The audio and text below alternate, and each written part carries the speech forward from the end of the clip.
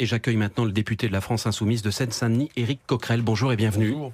Le syndicat de police Alliance appelle donc à manifester ce matin sous les fenêtres de votre siège à Paris pour dénoncer les propos de Jean-Luc Mélenchon qui avant-hier a qualifié les policiers de barbares en référence, je le précise, aux violences policières de ces derniers mois.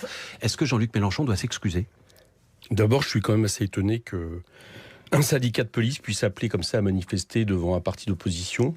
Apparemment, personne ne se préoccupe du fait qu'ils n'ont pas respecté les 72 heures nécessaires théoriquement pour déposer un rassemblement. Vous savez, j'ai posé la question au délégué général d'Alliance qui était avec nous il y a une heure. Il nous a dit que c'est une manifestation statique, n'avait pas à déposer de demande. Il y a plein de gens qui organisent des rassemblements statiques en ce moment, qui sont arrêtés, mis en garde à vue parce qu'ils n'ont pas respecté les 72 heures, y compris pacifiquement. Manifestement, Alliance peut se permettre ce qu'il veut. Ça fait maintenant d'ailleurs un bout de temps que ça dure.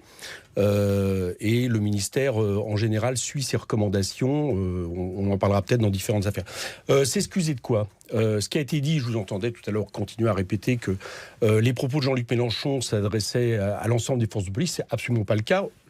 Pour vos auditeurs, juste qu'on comprenne, hein, c'est un moment dans une manifestation où quelqu'un vient vers Jean-Luc, qui a été quelqu'un qui a subi une répression forte samedi dernier, lui parle de ça, et Jean-Luc parle en réalité de la manière dont sont gérés aujourd'hui le maintien de l'ordre dans les manifestations dans le pays. C'est des barbares, soyez prudents, ils ne s'arrêtent plus, la gestion du maintien de l'ordre. C'est la gestion du maintien de l'ordre, on l'a toujours dit. Vous savez, si vous suivez ce qu'on raconte depuis 2 ans, on a toujours dit que la responsabilité était politique. D'accord ? C'est moins celle des forces de l'ordre, en plus dans leur globalité. Bon, il y a toujours j'y viendrai quelques-uns parmi eux qui font le moins qu'on puisse dire des excès de zèle de ce point de vue-là, mais c'est les ordres politiques qui sont donnés du gouvernement que nous avons toujours condamnés. Nous avons demandé le recrutement de 10 000 policiers. Nous avons lancé, avec deux de mes collègues, ont lancé une commission sur la question des suicides des policiers. Donc qu'on ne nous fasse pas cette espèce de procès qui laisserait penser qu'on considère que toute la police, ce sont des barbares. On sait très bien que ce n'est pas notre filiation, ce n'est pas ce que nous disons. Par contre, nous disons très clairement, et c'est autrement plus grave,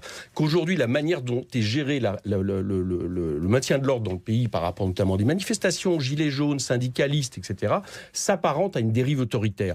Et ce gouvernement, en plus de ça, et là j'accuse M. Castaner, non seulement organise ça, mais quelque part, il cautionne à l'avance toute, par contre, dérive violente de certains policiers ou de certains syndicats comme Alliance qui peuvent tout se permettre, par exemple, de menacer des juges comme ils l'ont fait sur un tract cet été avec des termes absolument violents.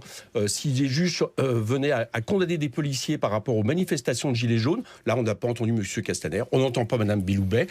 Un syndicat de commissaires récemment, c'était également, qui parle de supprimer un avocat. Il parle d'Ari Halimi. Supprimer un avocat, c'était le syndicat principal des commissaires. Pas une réaction de M. Castaner, pas une réaction de Mme Belloubet. Donc, je trouve qu'il y a là un danger dans ce qui est en train de se passer. Il n'y a pas que moi qui le dis. François Sureau, conseiller de M. Fillon, conseiller de ancien conseiller de M. Macron, a fait un interview dans Le Monde où il parle de dérive pour les libertés publiques. Et c'est de cela dont on devrait s'inquiéter. Plutôt que d'un mot volé sur un téléphone dans une manifestation. Éric, voler, c'était une manifestation publique, oui, mais dans un lieu public, et Jean-Luc Mélenchon est un homme public. Je sais bien, mais sauf que je vous dis, du coup, on sort dans un contexte. Donc moi, je vous le dis, pour que les choses ne se répètent pas, nous ne considérons pas que toutes les forces de l'ordre, évidemment, l'ensemble des forces de l'ordre sont des barbares. C'est très clair ce que vous avez dit, nous le disons très clairement. Par contre, la gestion du maintien de l'ordre et donc la manière dont c'est organisé, oui, à un moment donné, ça nous pose un grave problème pour ce pays au niveau des libertés. Christophe Castaner, le ministre de l'Intérieur, annonce il y a quelques instants chez nos confrères d'RTL qui va signaler les propos de Jean-Luc Mélenchon à la justice. Oui, qui signale. De toute façon, ça fait un bout de temps que Jean-Luc Mélenchon peut, aussitôt qu'il y a un mot, etc., c'est l'homme à abattre. Là, ça continue. Alliance s'y met aussi. Enfin, moi, je suis quand même étonné. Je reviens au début de la discussion. Je reviens sur ce que vous venez de dire, Éric Coquerel. L'homme à abattre. Je reprends les mots de Jean-Luc Mélenchon. Bien sûr. Dans la même... politiquement. Oui, bien sûr. Je parle de ça. Si j'avais été manifesté, il me tue, dit Jean-Luc Mélenchon dans cette vidéo aussi. C'est une métaphore, on est bien d'accord. Bien sûr, c'est une métaphore. Mais comprenez qu'il y a de plus en plus de gens dans ce pays qui craignent pour leur intégrité physique quand ils vont à des manifestations. C'est pas normal qu'un gouvernement utilise des procédés que nous dénonçons à Hong Kong, d'accord ? Mais en France, nous les utilisons par rapport à des manifestations, y compris des manifestations pacifiques.